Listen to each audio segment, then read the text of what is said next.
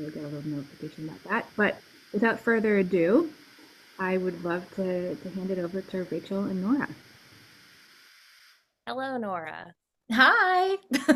I'm so excited to get into it with you. I've got just like a few questions that I thought could spur the conversation.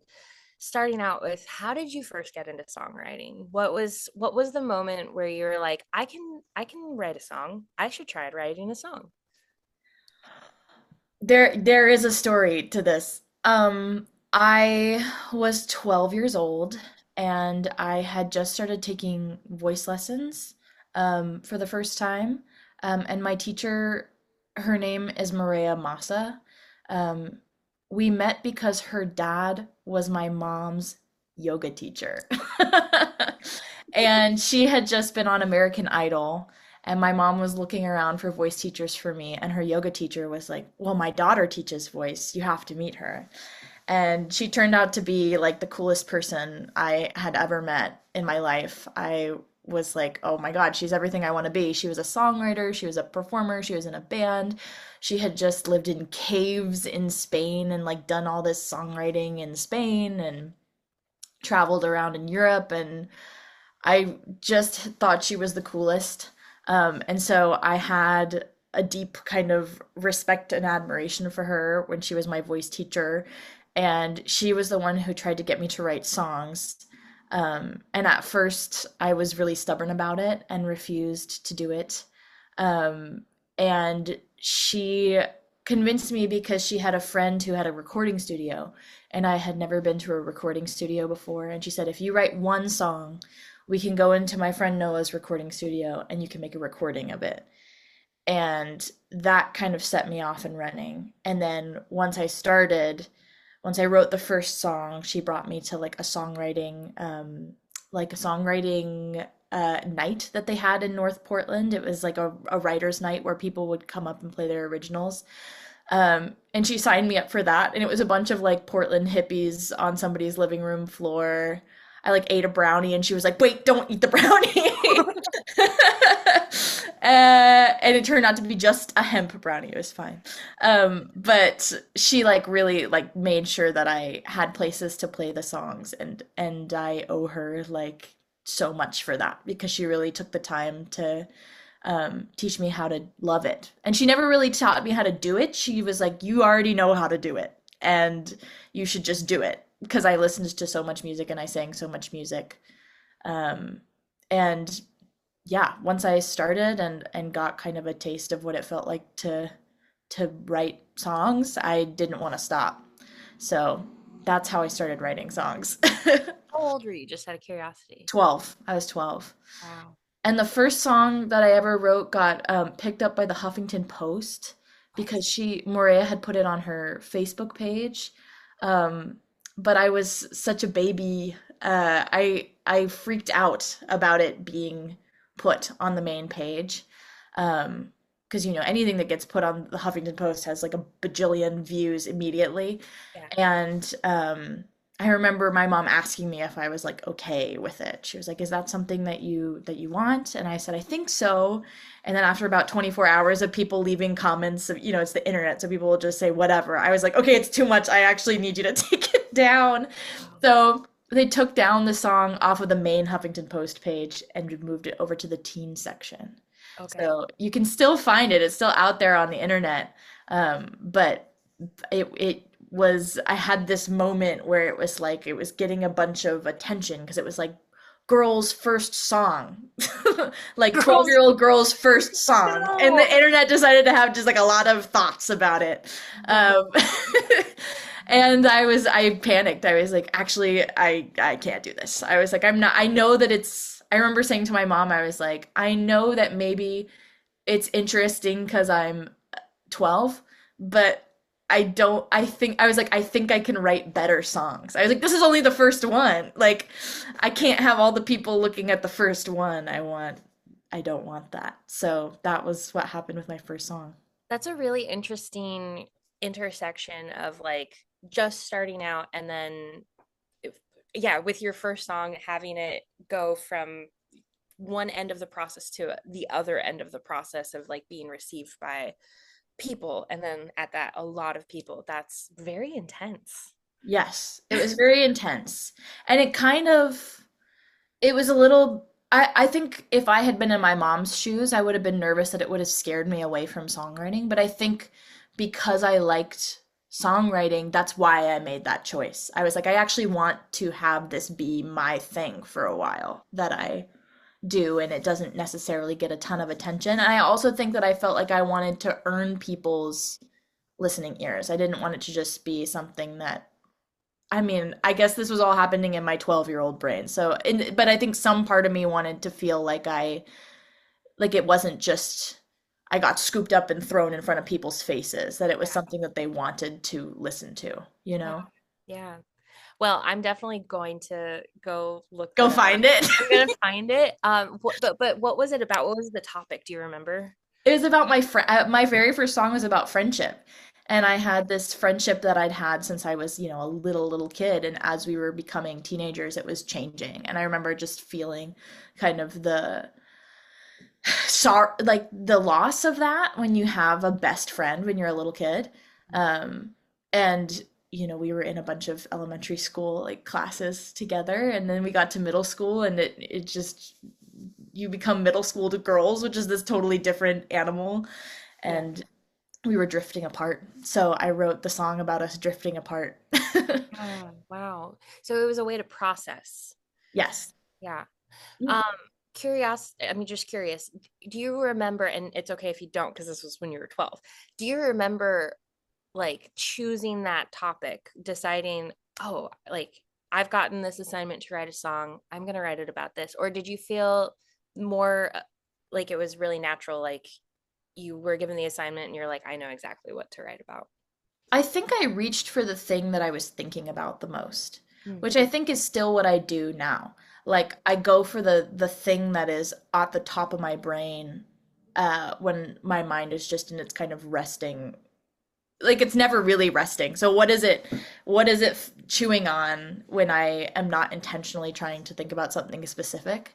And Yeah. I think that was taking over my mind a lot at the time. So it wasn't really a conscious like I'm going to write about this thing. It was just like what have I been thinking about? And then I wrote about that. And I also wrote my second song about that too.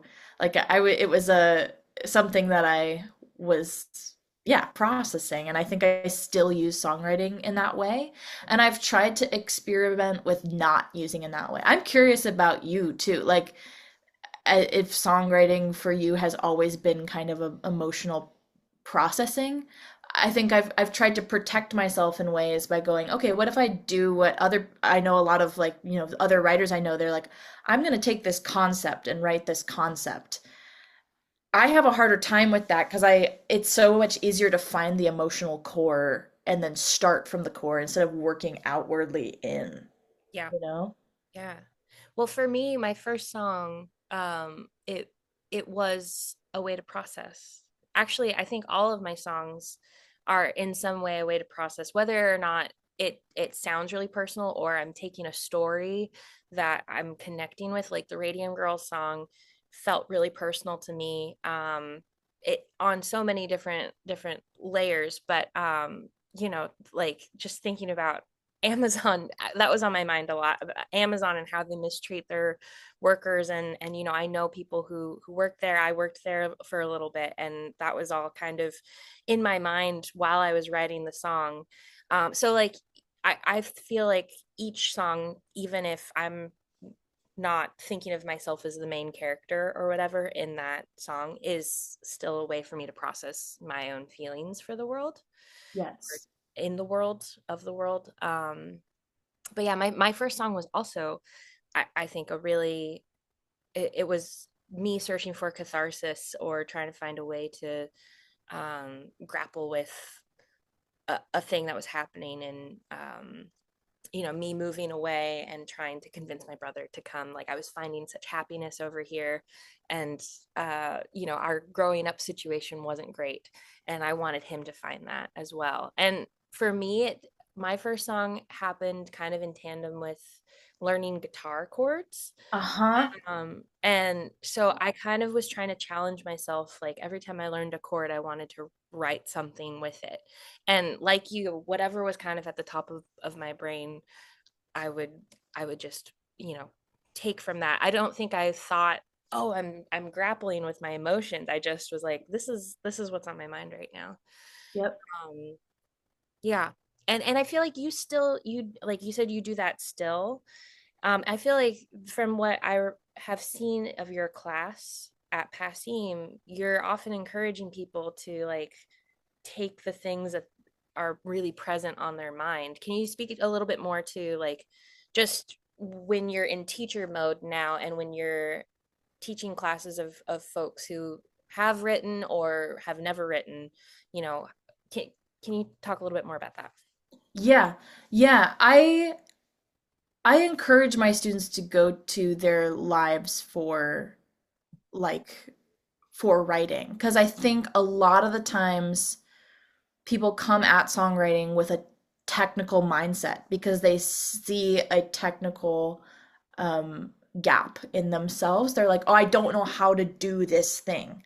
And I think that changing the question to like, well, what do you feel strongly about Yeah. is is all of a sudden it takes the kind of like scarcity mindset away from it and changes it to like what are already these experiences and feelings that I am having and how can I just naturally bring that to something that I'm creating, as opposed to thinking of songwriting as this super technical process.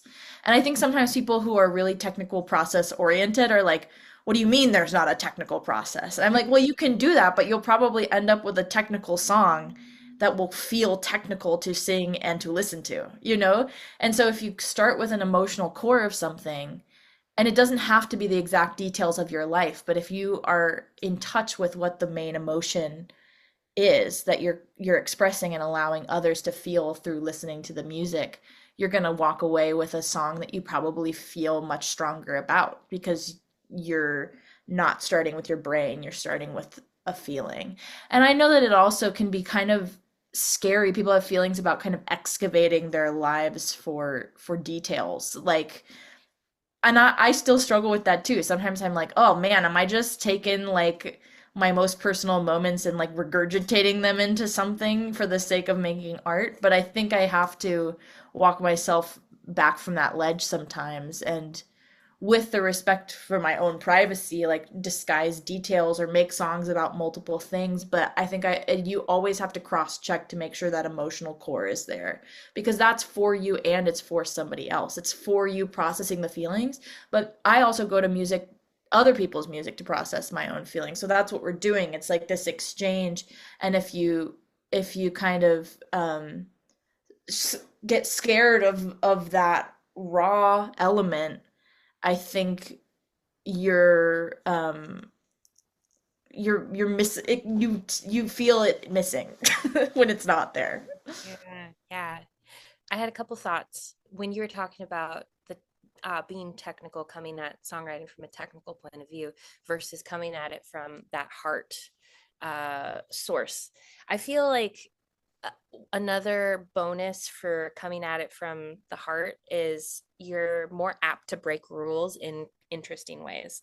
I think a lot about structure in songwriting and like personally, I feel like art can be defined by the structure that like the artist puts around whatever they're presenting, and as long as they have a clear idea of what their structure is, that's great.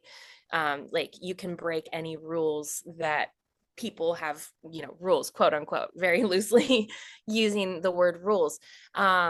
But when you're following that like heart idea, you're probably I find I'm more apt to take the song in an interesting direction that kind of setting aside the technical part of my songwriting brain.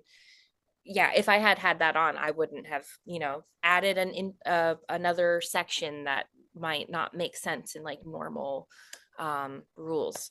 Do you find that like you've taken interesting turns in songwriting from following your heart? Follow your heart. Yeah, follow your heart with Nora and Rachel. Yeah.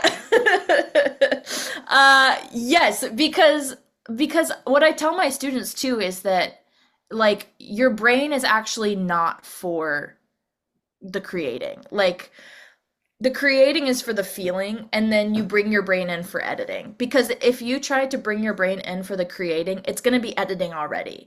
And you're going to come up with something and then immediately criticize it or jump on it and be like, oh, that's melodramatic. Like that's a big one that comes up in my own mind. Like that, oh, that's melodramatic. Like you sound ridiculous. You know what I mean? And then, but I actually have to be like, is that really how I feel? And if it's really how I feel, it feels true to me to express that, then I'll put it in and I'll come back around for the editing. And I'll also allow some other people into my editing because we don't have a very good view of ourselves. You know, it's all of our own stuff is being thrown back at us when we're trying to create something vulnerable. So the self-criticism comes up really quickly, and I have to kind of allow other people in where I'm like, I thought this felt good when I was writing it. What do you think? And then if the people that I trust are like, then I'm like, okay, okay. Then I'm gonna just acknowledge my self-critical part as like not true. It's real that I'm feeling it, but it's not inherently true. Yeah. And what I have tried really hard to do is to surround myself with people who I know will be honest with me and won't be like, that's great. Yep. And they're like, well, I think that maybe this part could be a little more this or a little more that. And like, you're one of those people for me. I send you stuff, and I have other friends that I cross check. And Jess Kerber's a big one. We always send each other things, and just having somebody that can, that you know they will um, protect your heart without stepping all over your feelings, you know, is important. Yeah, well, you were that for me. I send you, you always get like the first draft, and then we've And had I love it. I'm always like, yes. we've had conversations where I'm like, this line is bothering me. Is this bother like does this, bring up anything for you? And you've helped me with that situation many times. So I guess yeah, that's a really good suggestion for people to find a person, many people, that they would let into that very vulnerable process of like, okay, here's a song. I'm gonna share it. Maybe we can actually follow this thread of thinking right now and talk a little bit about sharing songs when they're done. And also I would love to touch on like critiquing songs on the other side, like because I feel like you are in a situation where you have to critique a lot of songs as a teacher. And I do think that there are like some standard guidelines maybe that you teach your students in how to approach critiquing another songwriter's song. So I know that was like two parts, but feel free to speak to whatever is on your mind. Critiquing, so the way I approach critique in my class, I run it like a workshop, and then I use um, critical response theory, which is formulated by Liz Lerman, who's a dancer. So it's like I don't go by the book with her method, but it's the idea that when you critique work in a group of people, you focus on the work and you ask questions about the work, and every piece of feedback that you give is delivered in a question that the creator or the audience has to answer before you get to the step of just giving an opinion. And I try to hold myself to that too, because my opinion isn't the be all end all on songwriting, even for my own students. Like, and I tell them at the beginning that any critique that I give them, they can ignore it. It's their music. Like, there is no like songwriting, uh, omnipotent like divine being that knows the best way to write a song, you know. It's just my thoughts on something as somebody who thinks a lot about songwriting, and the thoughts of the other people in the class too. So what we do first is like initial reactions, and they can't be opinions. They have to be like, well, I heard the song was about this. I heard this kind of form. It felt very upbeat. It made me feel this way. Like it's just kind of observation so that the person can get a really clear view of how an audience would receive what they made. And then they have to ask the audience questions like, did this make sense? Did this land? Was this clear? And then there's another round of questions coming from the audience. So it's just this kind of back and forth of questions. And then I go, okay, do we want to open it up for feedback? And then usually I would say 9 times out of 10, they're like, yeah, what do you guys have? And then we'll kind of give our free for all thoughts. Like, I think you should move this chorus here. I think this is doing this. And I think a lot of times people are kind of relieved. They're like, I like that flood of input. But I find that if we just live in the flood of input time for the whole like hour and 15 minutes, it's overwhelming and you can't really get a clear view of what you've made before people's opinions start flooding in. So I try to protect that initial delivery point where they're sharing it for the first time and just kind of let it live in that, well, this is what it sounds like and this is how it made me feel before people start piling in with their thoughts. And that's worked well, I think, because with the people that I've had that have returned over time, you get really skilled at giving feedback. That's like a skill you have to build. And so what I'm hoping that I do for them is do the things that I do with my friends and with my peers in the songwriting community, where it's like you know when to hold back and to just kind of give this is what it sounds like, and then you know when to give the feedback that people want from you, the unbarred kind of this is what I think. And so that's in addition to like the structure of songwriting, I think I'm also trying to get them to understand how to give helpful feedback, get and give, because also receiving feedback is a skill too. Yeah. Yeah, Yeah. definitely. That's I love that you start with the general like this is how it made me feel.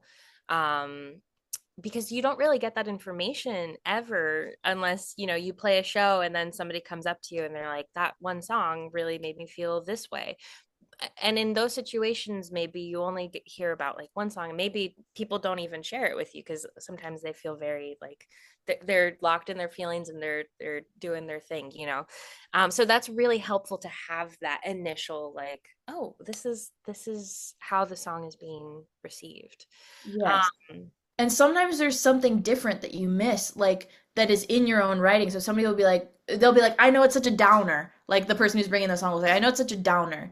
And then somebody else in the class will be like, actually, I heard this kind of hopeful, like part of it. Like this part felt kind of uplifting to me. So it didn't feel like a downer as a listener. And so I think to hear that is really helpful for people. yeah, Um, to get more of you understand more of the emotional shading that's happening in your own work, which is kind of absolutely. cool. How do you feel about people prefacing their work like I don't before allow it.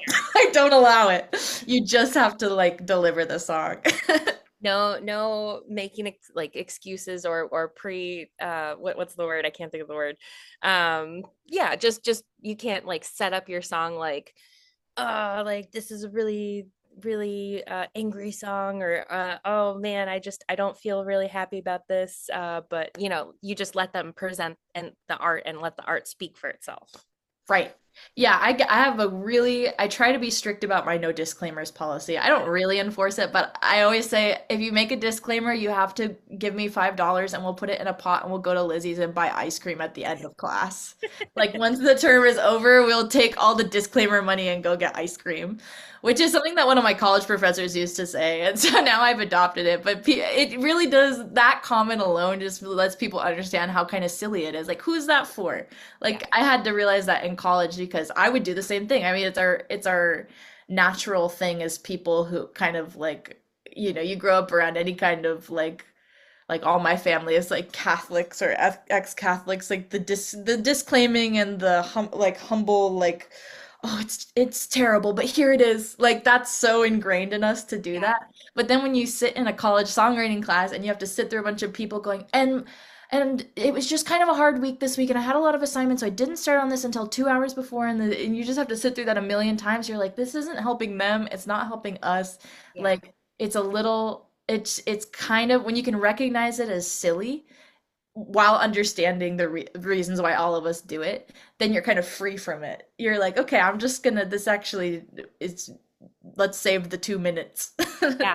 The Well, two I know minutes times 10. Yeah. personally, I still have that knee-jerk reaction to like apologize for or find some like reason to preface my song. when I'm sharing like a very new song with people. So I have to push that down always, always. So Because it's protective. We're protecting ourselves from people being like, what the hell? Like, but no one ever does that, at least not to your face. And so if you can feel confident in like, I am doing this to it, if you see it as this, like, I'm being brave for myself and for other people to also feel allowed to be brave yeah, in sharing something that they've created, yeah, then it it neutralizes that a little bit. But I totally understand. And I have that times where there it always comes up when there's a song I'm really afraid to play too. When it's like a new one, you're like, oh, this is scary because I still get those nerves when I play something for the first time. Like, same. oh, it's so hard to not just be like, and it probably sucks, but anyway, here it is. Like, Yeah. One more thing on critiquing. The other thing I really love about your process is that you teach your students about kind of giving things in the form of a question. Uh, is wait, I just lost my train of thought. Oh my gosh.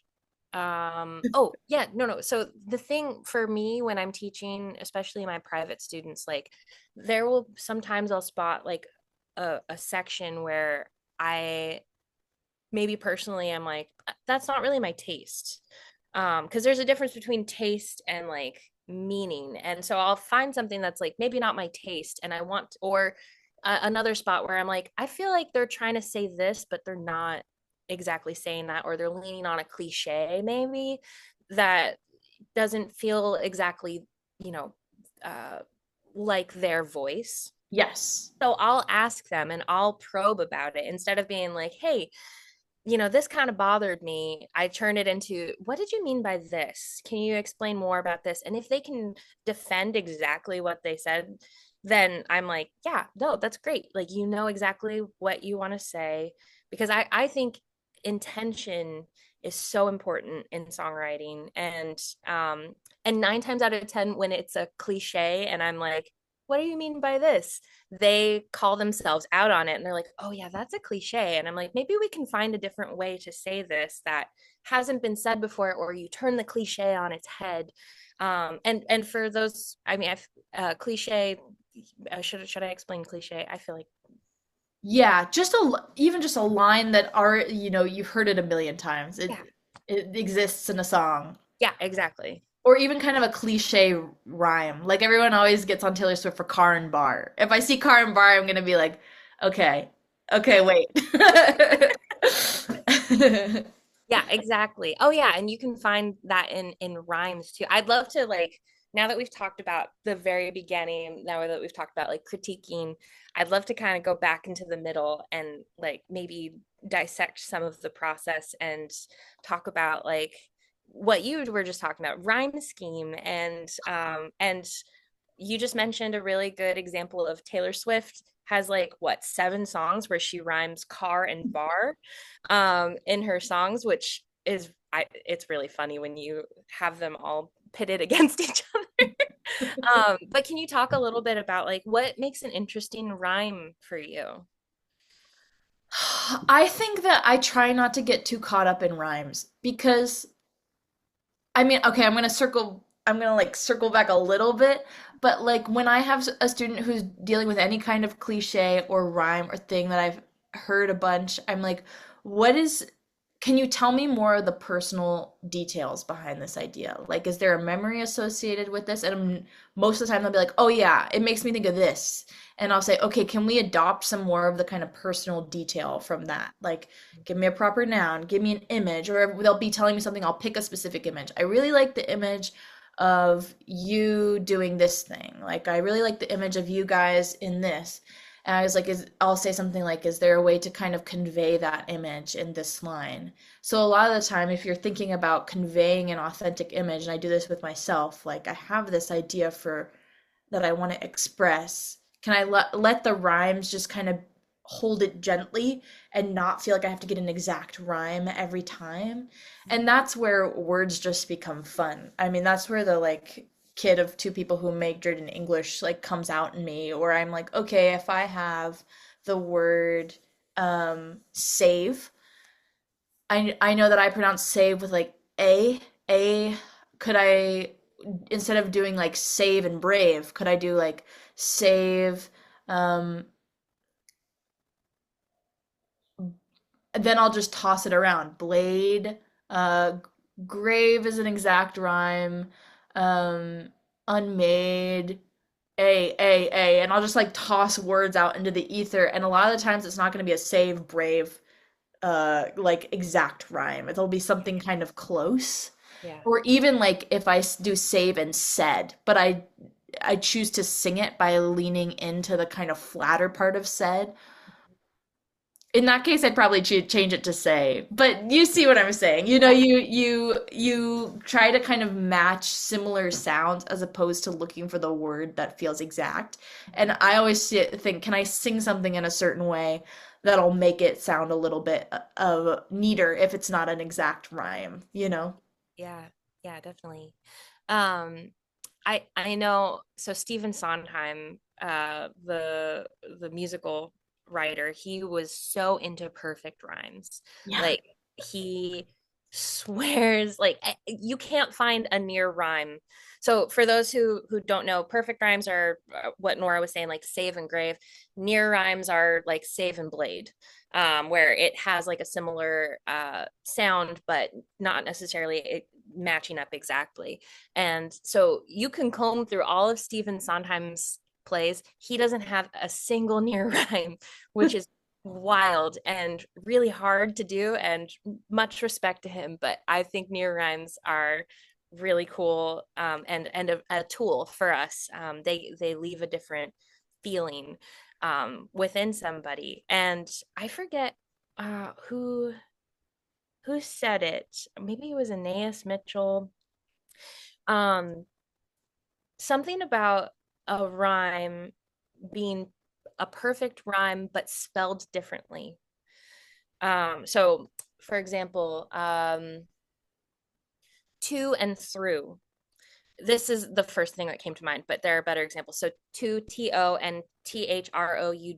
So they're perfect rhymes, but they're different spellings for some reason. And I think Aeneas is right about this. Those rhymes stick with you in a different way. They're kind of in like another class. So for just for fun, for anybody who's on this call, highly recommend like reading the lyrics of a song that you really like, especially by Aeneas, because Aeneas throws them in all the time, and just like noticing like, oh wait, this is a perfect rhyme, but the spelling is different. And think about how that section of that song hits you. I don't know if you have any opinions on this, Nora, or if this is something that you've noticed. Well, I just noticed that people fall into perfect rhyme traps, and it'll make them write similar lines over and over again because you're like, your brain is automatically going to a certain rhyme. So I'm always like, use a close rhyme there and prioritize the imagery. But also, I'm like, I don't know any better than Stephen Sondheim. Like, he's a genius. Like, and maybe he just has like the world's coolest vocabulary, but like if you really feel strongly, and that's why I always push my students to go back to, what do you like in the music that you like? What feels good to you when you're listening? And that will inform your identity as a writer. So like I don't really care. Like as in terms of like when I'm listening to a song, I think rhyming, the way that things rhyme, I'm isn't the thing that's catching my attention. If I'm Mhm. listening to Sondheim, I'm going to be thinking about like the melody. But Yeah. if I'm like, okay, how do I feel about this rhyme thing? Then I'll go to a few songs I like and I'm like, what are they doing with their rhymes? And then I'll let that inform kind of what I decide to adopt for my own creative process. But Yeah. like even Stephen Sondheim isn't the be all end all of songwriting. So he's like, a genius. I probably, yeah, I had a huge kind of nerd phase there.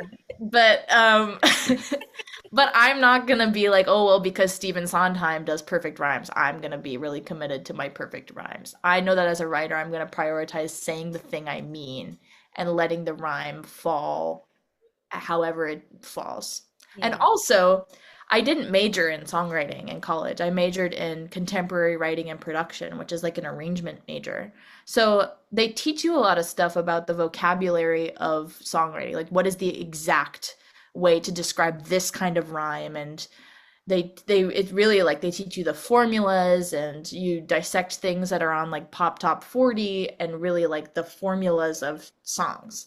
And I decided I didn't want that. Maybe that's a little bit pretentious of me, but I was just like, I don't super care about the formulas of songs. I like Joni Mitchell songs where she goes A, and the A is just really complicated and cool, and it doesn't bother me at all. So I was like, okay, I want to know how to use Finale, which is like a notation software for music, and I want to know how to use recording software, and I want to be in a studio. And if I'm gonna have this college experience, like I want things that I am paying for that I won't have to pay for after college, you know? So I decided to use that as an incubator for other skills. And so a lot of my opinions on songwriting, I'm like, I've collected them over time. It's not like one class or one teacher that has informed my whole Yeah. perspective on it. And it's always changing. Like, because I feel really lucky about this, that I'm surrounded by so many people that are so smart about songwriting and think about it so much and are so creative. Like, I change my mind about stuff and try out different things and work, and I think that that's really important, to let yourself change how you feel about certain things. But you're only going to know that if you stay in touch with what you like and think about why you like certain things. Yeah. I I took one songwriting class at Berkeley, and it wasn't for me because it was also, I was like, I don't think I'm meant to be a pop writer. Yeah. Yeah. But I feel like, yeah, the majority of my learning has been through the people who are close to me, the songwriters who are close to me, and through my own digging through. If you don't know everybody on this call, I love Joanna Newsom. I had to bring her up, sorry. She's my favorite writer, but I feel like I've really combed through her lyrics and combed through her songs, and I think one of the things that really helps me with her and with anybody else, just like learning the songs that I admire, feeling them under my fingers, learning the chord changes, saying the words, like internalizing it, huge. And I will often see that like learning a new cover will inspire a new song, um, in some ways. Do you find that for yourself? Yes. Yes. And I can point to specific songs that inspired specific songs. Like I have this song called Logan Plain, and there's a piano part at the end that's like these weird, kind of crunchy, moving, like really intentional moving quarter note chords. One, two, three. And I took that idea because, and I didn't realize I did until after I had written it. I had been taking lessons with Paula Cole while I was at Berkeley, and she was teaching me this song of hers that I really liked called Hush, Hush, Hush. And she does that at the end of her song, but nobody has ever once said to me, and that's a very famous album, like nobody ever has ever once said to me, that sounds like Paula Cole's Hush Hush Hush. Like it doesn't, but it's like I was taking that motion was in my body because I had been like playing those chords in our lessons. So when I went down to write a song, I was like crunchy piano chords at the end, and it's like one of my favorite parts of the song. But that was directly informed from like it was in my system, that the physicality of playing that part. And so it informed what I wrote. And I think that that is so true. I was just learning a Deb Talon song before I hurt my thumb. I don't think it's how I hurt my thumb. I think I hurt my thumb by sleeping on my We're thumb. gonna come for you, But Doug Talon, for yeah, hurting it's all Deb Talon's fault. But I was learning this Deb Talon song that I really liked, and it was a tuning that I'd used before, but I was like, oh, I've never used these shapes. And so I'm like, if I can kind of use, she puts the nine here, she puts this here, like that's gonna weave into whatever else I write in this detuning that she used. Yeah. Like, yeah. And I think that that's really good also because it can feel so heavy, like the pressure to create stuff, that we all of us, most musicians I know started out playing music, other people's music, and that was like a joy and like a protected space for us. So what I tell my voice and piano students too is like you have to keep this protected space at the same time you're learning to like read and do the kind of like technical stuff, which is really important. Like you have to protect the play space for yourself. And I think that that's really true for working musicians too, who are making their full income off of music. It's like you came to this originally because it brings you joy and makes you feel very much yourself. So protect that piece and you're protecting yourself from burnout essentially. Yeah. This year for me, my main, uh, uh, you know how some people will put like a thing on their bulletin board or like on their mirror, a picture to remind them of something.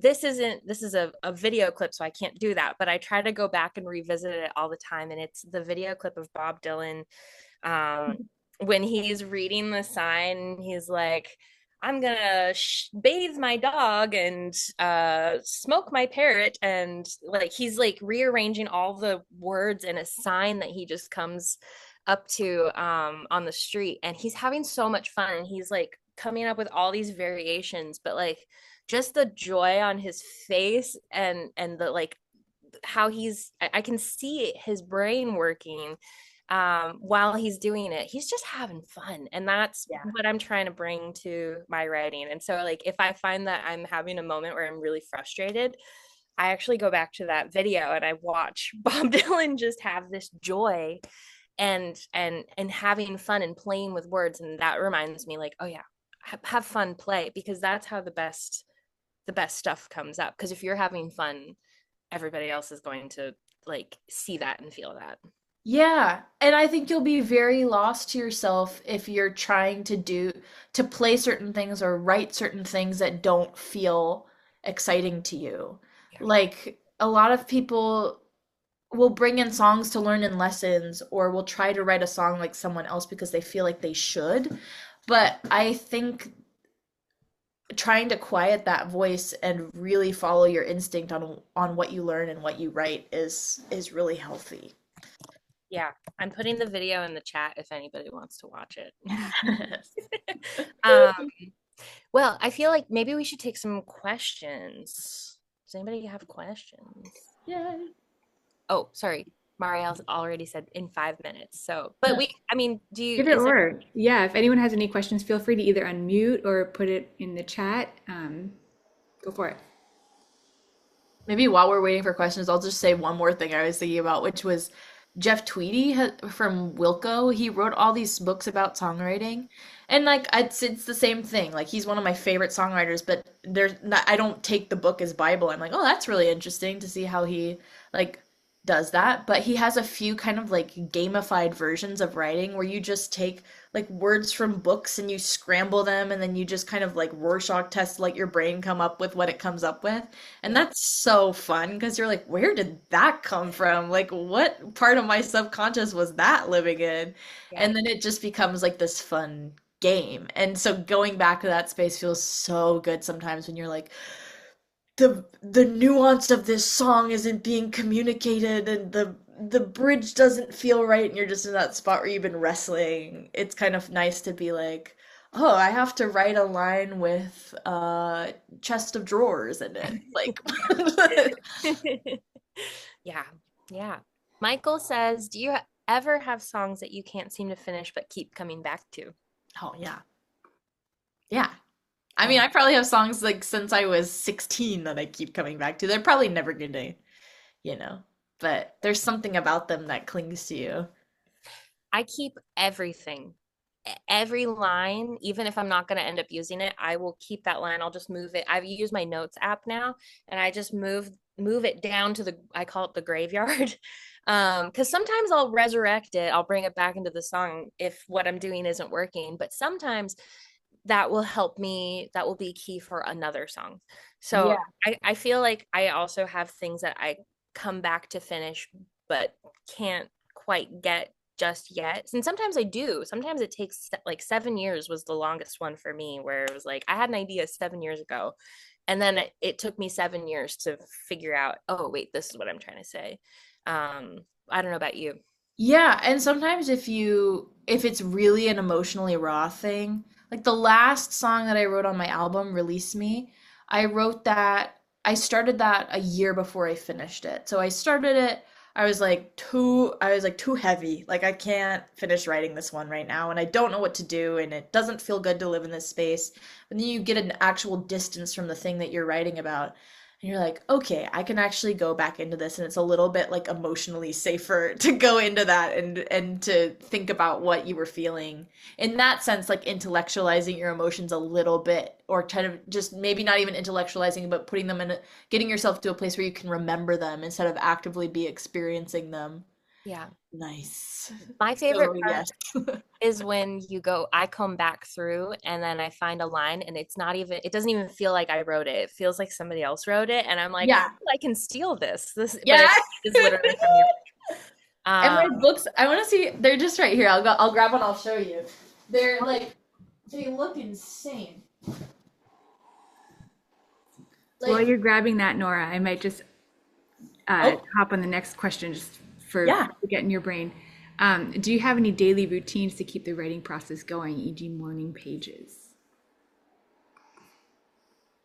I float in and out of morning pages. I was doing them in August and July. For anybody that doesn't know, that's Julia Cameron's Artist Way, and she has this kind of like artist self-help, like spiritual reset kind of 10-week program where you're kind of resetting your creative spark. And what she has you do is every morning you write 3 pages right when you get up and try to just fit the goal is not to like use them for anything, you just fill 3 pages. Um, and it is helpful because I think what the most helpful thing that routine did for me was like it's like I'm a writer, so I get up in the morning and I write. And so it's very affirming of like your identity as somebody who creates. I find it hard to maintain just because of all of the other stuff going on in my life, but I think as far as rituals and practices go, there are two that I really live by, which is that protection of the play space where I make sure that I'm making time for just sitting and playing things that I find fun and interesting. Um, and what was the second one? I had an idea for it. Oh, setting up like a really nice space for myself to write in. Like like even right now I have flowers on my desk, I have a candle on my desk. I'll burn something. I'll like put myself in a quiet space that feels very safe and secluded because I always feel much more tense when I feel like people are listening to me or can hear me. I feel less able to relax and write. So making sure that I'm like creating an intentional space to write something when I know that I'm like gonna dig in is something that I do. And then I don't know if this really counts as like a ritual, but I'm just kind of if I'm walking around, like I get a lot of ideas when I'm walking around the train, I'll just kind of mutter them into my voice notes app. And so then I'll go back through them later and be like, oh, that was, huh, okay. And sometimes they're total garbage, but sometimes they're not. And so I guess the practice is just when I have an idea to kind of get it down somewhere so it doesn't float away. I make quilting sessions for myself where I just sit down and I comb through my graveyards, my songwriting graveyards, or my like notes app where I'm keeping like ideas, lines, or pieces of art that inspire me, and then I go back through it, or I listen to my voice memos, and I'm like, okay, what can I do? What is like really interesting me right now and pulling me in, and then I'll grab that and then I'll try to work with it for a little bit of time. Maybe nothing comes of it, but at least it's a time that I create for myself where I can go back to old ideas because I think the old ideas are still really good. Yes. Because when you're a stressed person trying to pay your bills and like live your life, your creative time is going to be the first thing that you know, say to yourself, oh, I'll just do that later. But it's like, no, I said I was going to write this night, so I'm going to write this night. And even if I just sit there and I write nothing, it's like nothing, definitely nothing will come if I don't, kind of walk myself up to the starting line. So it's just like really being kind of firm and gentle with yourself Yeah. that like this is not selfish, it's actually really necessary because this is the life that you are building and have chosen for yourself. So in order to do that, you have to make this time to live in your creative world and to think about your threads, which is like what something that Laura Marling said. When you think about your threads that are kind of weaving through your life and the things that you're thinking about a lot and kind of concepts that you're digging into. Sometimes I'll do that what sounds like your quilting session where you're just like, okay, this is all the kind of input that I'm digesting. And so how do I organize it when I'm thinking about generating my next output? Like where is everything in my mind and mapping it all out? Mm-hmm. Michael says, how do you let go of making rough demos to share with other musicians when it's time to collaborate? Like in my brain, if it's inaccurate in the demo, how can I expect other performers to get it? But at the same time, I don't want to spend hours and hours making a sterile demo when that process isn't where the joy is for me. That makes sense. Yeah. I think that goes back to that idea of having people that understand your music. Mm, Because if you have musicians that have played with you or have listened to a lot of your music, people you know who are in it kind of with you um and care, they'll know how to envision your music. You know what I mean? And I totally feel you on the not finding a lot of joy in cooking up the demo. Like it's kind of satisfying when it's done, but I really get the most joy from the writing part of it. Um and also batch your demos. So like have a batch of songs so you don't feel like every time you write a song you have to go make the demo, but like I have 4 songs, I'm going to take 2 days and I'm just going to get them down, and I'm going to cap myself at that and bring it to people who I know I trust who can give me feedback and can hear the bigger picture when I show it to them, because then you'll be living in self-critical demo land forever and that's no fun. yeah. Yeah. Renata says, do you ever start with a tune and then add words? Yeah, that's almost exclusively how I do it. I'm Hmm. curious if that's you too, Rachel. I feel like you're so wordy that maybe you start with ideas and lyrics first. But usually I have to give myself like a space. Yeah. For me, it changes all the time. And for a while, at the beginning of my writing, of being a songwriter, I very intentionally would shift it. Like each time I would write a song, I'd be like, okay, well, I started with a musical idea first. Now I'm going to start with a nugget of a lyrical idea. But really, I usually flesh out the music first, at least in that first part. Now I've shifted. Since Radium Girls was the first time I wrote all of the words first and then put it to music, Wow. because it was really story focused and I wanted to just get that right. Um, Generally, for me, it's like a mixture of things these days. And I'm doing one song right now that is really story focused where I started, but I didn't finish the lyric, and now I've added music, so I have to go back and kind of like edit it a little bit so that it fits in, and I'm finishing up the lyric now. But I don't know. I like to keep myself on my toes. I don't like to have one way of doing it, Yeah. because I don't want to let myself be comfortable, I guess. I don't know. Yeah. I'm thinking like I love a very kind of simple melody or something that is hummable. And I know that that's not always what other writers gravitate to, but like lyrics and melody are like, I really want the words to be good, but my brain loves to latch onto a really good melody. Yeah. So a lot of the times I'll hum a melody until it feels right, you know? And I'm like, oh, this feels good. And if I can hum the melody, then I know that it's ready to kind of get the words fall more easily into place Yeah. for me. Something that I have done to just practice the other side of it, of having the lyric first and then bringing melody, is taking somebody else's poem and setting it to music. And that for me is a really fun way of just being a part of the music portion of it, so I can kind of shut my lyrical brain off.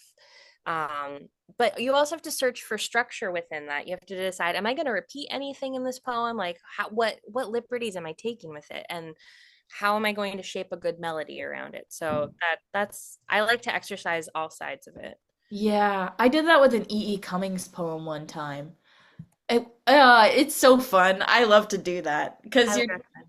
it's like a game, and a lot of the times I'll do stuff that, it's copywritten. I can't actually play the song unless I get the rights. So it really is, I think there's something about knowing that it's just for the fun of the exercise Yeah. to do that that I really enjoy. Yeah. Yeah. These are all great questions. Does anybody have any other questions? Come at us.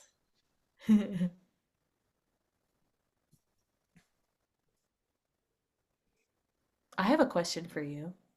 Hmm. What have you been listening to? Joanna Newsom Baker. Unreleased Joanna Newsom songs. It's terrible, I know, but that's what I've been listening to.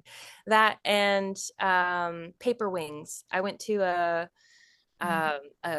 camp. The Milk Carton Kids had a songwriting camp over the summer, and I've been listening to Paper Wings. They were a duo that taught at this camp, and they really blew me away.